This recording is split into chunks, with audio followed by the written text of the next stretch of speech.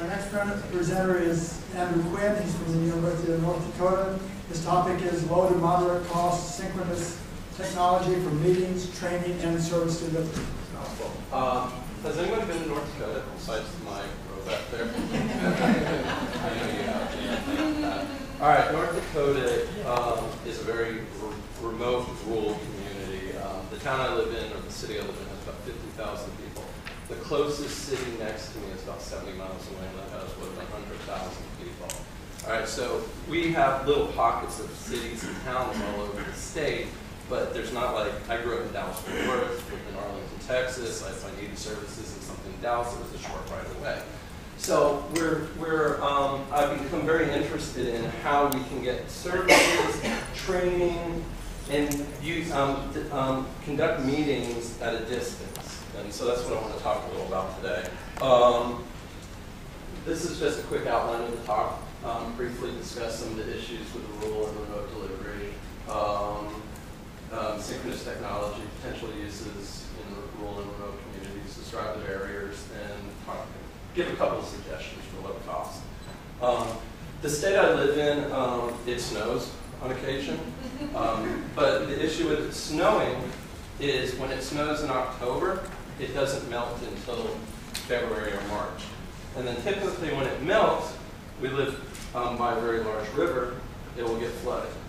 So my wife was doing some training in our capital one time and got stuck behind the flood for like 5 or 6 days and couldn't get back because all the roads were. All right, and then the blizzards. There was a blizzard on Christmas. The next day after Christmas, that produced about 4 or 5 feet in my driveway.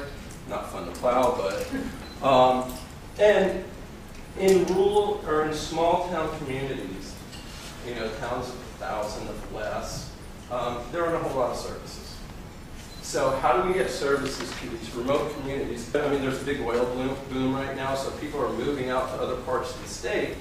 And then there's farming, so people stay there and stuff like that, but they're so far removed from the larger city. And then it becomes a travel issue. Like I said, the closest city, the closest big urban center next to me, I live in a suburban city, the closest big urban center next to me is about 70 miles away. So if I want to do anything outside my city, I'm driving 70 miles. And that's not, and it's just open highway and it's in plain. It's very flat. In my opinion, not terribly good to look at sometimes, but so I've become very interested in synchronous technology. I always have been. When I worked with Dick in Arlington, we used to talk about it all the time. My dissertation was focused on that. But basically, what I'm referring to as synchronous technology is face-to-face real-time interaction. All right, interactive TV from the people in Hawaii, chat, Skype's been mentioned today. I use a product called Breeze. Illuminate, I presented with a colleague from Hawaii a couple of years ago on Illuminate. So anything that's synchronous versus asynchronous, which is email or reading a web page or attending like a webinar that's been recorded. Like when y'all go back and watch what we've done today, that's an asynchronous form of communication. Now, what the struggle, and I was just listening to the lady from Tulane, you know, with the literature, what's out there, there's not a lot of reports of synchronous technology in human service delivery right now. Now that could be because A, the people who are conducting it, you know, a lot of us with academics have an obligation to publish. The people who are actually maybe using a lot of this technology aren't under the same obligations, so we might not be seeing them in the journals. And then another thing is that there seems to be about a 1 to 2 year lag between what's current and what gets reported. So I've written papers on synchronous technology. It might take a 1 or 2 to get out there. So what's very current then becomes kind of more commonplace. So a couple of issues on why there's not a whole lot in my mind. Here are some potential uses. And just to let you know, the background was I'm working with a couple of colleagues and we're very interested in the state of social work in North Dakota in terms of rural delivery.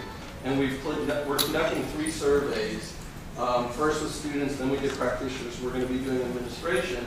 When we did the practitioners, I asked a question about what technology you wanted to use.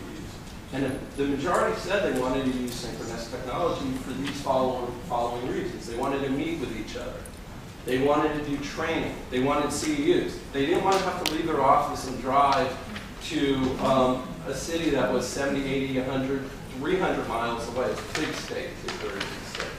And then service delivery. We have a lot of elderly in North Dakota. So asking an elderly person to drive an hour and a half in a snow environment to get a checkup that might last 15 or 20 minutes doesn't make a whole lot of sense. I had neck surgery. I was just put in my neck. They wanted me to drive to Fargo from Grand Forks, 70 miles, to sit there and do a 5-minute x-ray. And I told them no. I said, if you want, I'll take my x-ray in Grand Forks. You can upload it to your computer, and the people in Fargo can look at it, and if you have questions, I'll go back to my doctor in Grand Forks, and we can talk. So examples like that. Telemental health, therapy. I become a little interested in the whole use of synchronous technology for visitation. I do have a colleague in the room, we were talking about it earlier yesterday. There are some laws around what is considered in terms of visitation, the need to have face-to-face versus, in person. In person versus face-to-face synchronous. So these are some of the things I see that synchronous technology can be used for.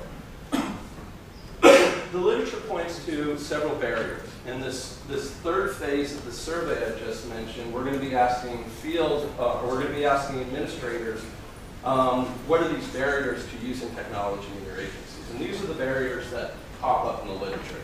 Technology proficiency, why you talked about that. All right, my question is it seems to be a conversation about individuals as competent and comfortable with use of technology versus individuals as a troubleshooter. I can play in both fields, so when I'm teaching my online courses, if something goes down or something like that, I can troubleshoot pretty much on the fly. And where I respect other people, will call the staff and have to wait. So to me, it's a conversation. Something that was kind of mentioned already today. I see all my students with their texting and their video, whatever's they're doing, and all the technology they bring to the classroom.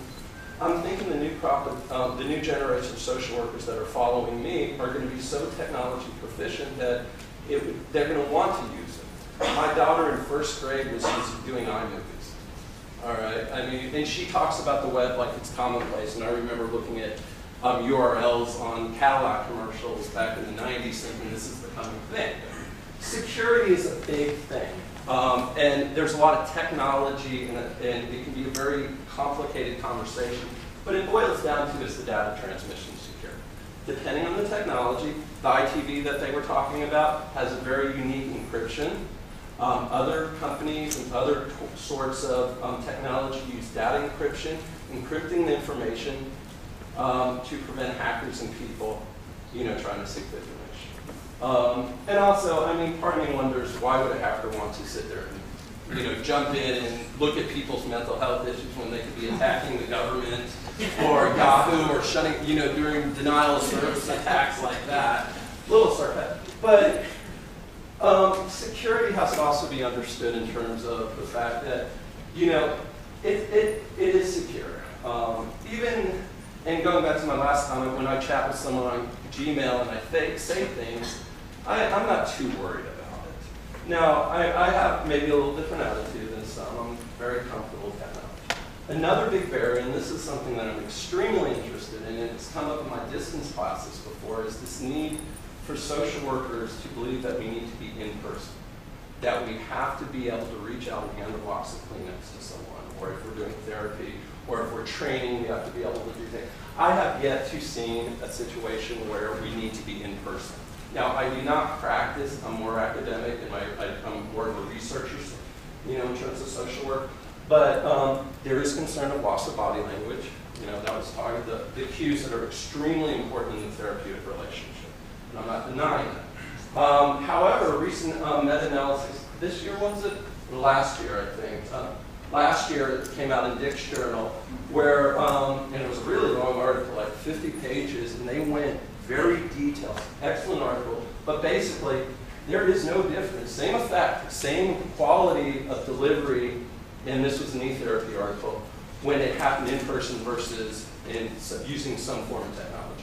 And they looked at different types of technology, chat, those type of things. As technology improves, so will the quality of the transmissions. All right, remember when we used to sit and watch, like, you know, on our 56K baud and try to download something and it took 15 hours and you'd get like a 5-minute clip and it was all jotty and looked like you were standing above a disco ball or something. It's gotten so much better. I mean, YouTube, those things, you know, and if you're using dedicated lines, like in an interactive TV, or if you're using dedicated lines to deliver therapy, you're not going to worry about a lot of traffic on those lines to corrupt the quality of the video. All right. Cost. I was reading an article where they were talking about, and this was in the 90s, where they were talking about using a Creative, which is a company that makes sound cards, a video conferencing system that cost in the 20s of thousands of dollars. All right. I was with a friend here, a student of mine who lives here, is here with her boys, who also lives in North Dakota, and we were at one of the computer markets here, and it was just amazing the cost of a good end machine now, under $1,000, way under $1,000. A webcam that is a high quality webcam, $40, $50, $60, $70. All right, so cost is an issue. Just some ideas around, those are the barriers, and here's some ideas around just some free, people want to be trained. You know, we've talked a lot about training. So we use synchronous communication to train, synchronous communication to have staff meetings, visitation, e-therapy. Google products. Google, most people are familiar with Google. They have a ton of products now. They have a video product. They have a chat product. All right, and it's free. So why can't someone who wants to just talk to their child in foster care, not a regular visit, but jump online and use this? Now, once again, this all could be happening, but it's not being reported in academic literature. Adobe Connect Professional, which is like Illuminate, it's an iVisit, which is another. These came out of business models, but they're a collaborative workspace. You can do PowerPoints, you can do whiteboards. Dick and I and a lady named Joanne Reagan, we had a paper on these type of technologies about 2 or 3 years ago. There are free packages and cost packages. Adobe Connect Professional offers a 3-person license for free. All right, Chat Instant Messenger. How many people use IM here? You know, several. I mean, that is a way for us to communicate. You know, basically, how many people talk to their clients on the phone? You know, how different is it for us to jump online and do it?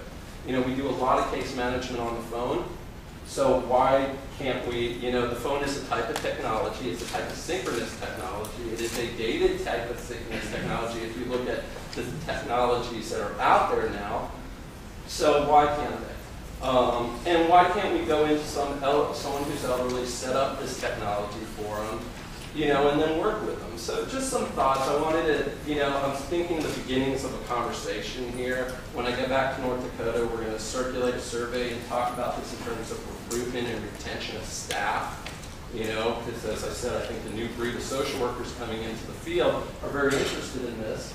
So, and I'd be happy to talk about this endlessly. So, all right, thank you. Thank you.